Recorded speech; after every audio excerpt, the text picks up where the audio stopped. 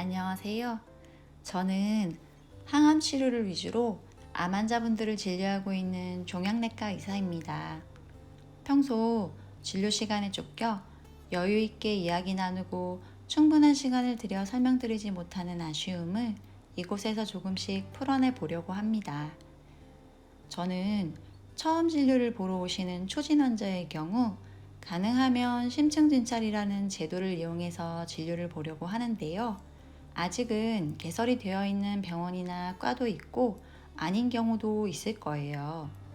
이 심층 진찰이라는 제도는 초진의 진찰료를 일반적인 경우보다 조금 더 높게 책정해서 3분 진료가 안 되도록 적어도 10분 이상의 진료 시간을 확보해 주는 제도입니다.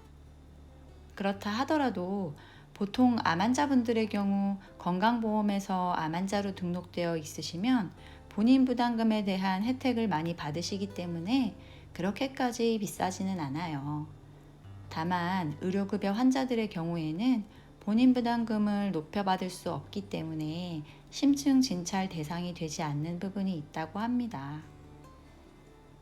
며칠 전 심층 진찰에 한 모녀분들이 오셨어요. 아무래도 심층 진찰 때는 뒤에 기다리는 환자분도 적고 시간적인 여유가 있으니 초면의 어색함을 좀 다루면서 병력 청취도 비교적 꼼꼼히 해볼 수 있고, 다른 병원에서 치료를 받다가 오신 분 같은 경우에는 들고 오신 서류를 찬찬히 들여다보면서 파악할 수 있어서 좋지요. 그렇게 이야기를 들어보다 보면 유방 같은 곳에 뭔가 덩어리가 만져진 지 꽤 되었는데 그동안 병원에 가보는 게 두려워서 계속 미루시다가 더 커지고 난 다음에 오시는 분들이 종종 계시거든요. 참고로 검진이라는 건 아무 증상이 없을 때 혹시나 해서 미리 이리저리 검사를 해보는 것이고요. 어떤 증상이 생겨서 원인을 알기 위해 하는 건 그냥 검사죠. 그런데 그 검사조차도 마음의 두려움을 극복하지 못해서 혹은 사는 게 바빠서 차일피일 미루다 오시는 경우가 있어요. 아무튼 그 어머니도 몇 달을 미뤘다고 하시더라고요. 그런데 막상 병원에 오시면 환자의 마음처럼 오자마자 모든 것이 바로바로 착착 진행되지는 않는다고 느껴지시겠죠? 검사 예약도 해야 하고 검사 결과가 나올 때까지 기다려야 하고 그런 순서들이 있죠. 그러다 보니 따님이 모시고 온 그 어머니께서 필요한 검사나 절차들을 좀 더 빨리 해줄 순 없냐고 하시더라고요.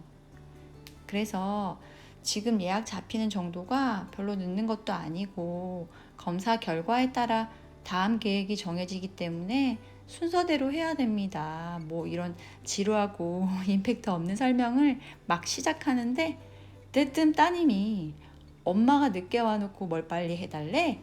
그러시는 거예요. 제가 솔직히 순간 고마운 마음이 들더라고요. 그래서 어머니 외람된 말씀이지만 따님을 참 잘 키우신 것 같습니다 하니까 그제서야 좀 웃으시더라고요. 그러면서 서로 긴장된 분위기도 많이 풀어지고 저도 과연 이런 환자가 치료를 잘 따라와 줄 수 있을까 하는 우려가 있었는데 유쾌하신 따님 덕분에 좀 희석이 되더라고요. 사실 따님은 따님대로 내가 좀 더 일찍 억지로라도 엄마를 병원에 모시고 왔어야 했나 하는 죄책감이 있는 듯 보였어요. 저희 엄마도 제 말 절대 안 들으신다고 말씀드렸죠.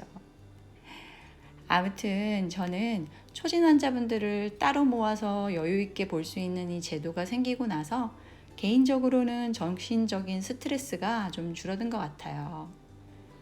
처음 뵙는 환자분의 병력을 파악하고 앞으로의 치료 계획을 세우고 설명드리는 일은 늘 쉽지 않지만 바쁘게 3분 5분 진료를 해야만 시간 내에 마칠 수 있는 환자분들 사이에 새로 오시는 분이 섞여 계시면 저는 저대로 환자는 환자대로 스트레스와 불만이 쌓일 확률이 높아질 수밖에 없죠. 그래서 저는 심층 진찰 시간을 추가하고 나서 진료 시간은 늘었지만 정신적인 부담은 오히려 줄어든 느낌이랍니다. 혹시 여러분이 방문하시려는 병원에 심층 진찰 제도가 있는지 한번 알아보시고 그 병원 그 과에서 처음으로 진료를 보시는 경우라면 한번 신청해 보시기를 권유드립니다. 참고로 이전에 진료를 한 번이라도 받던 경우인 재진은 해당이 되지 않아요. 여러분의 영혼과 육신의 안녕을 바랍니다.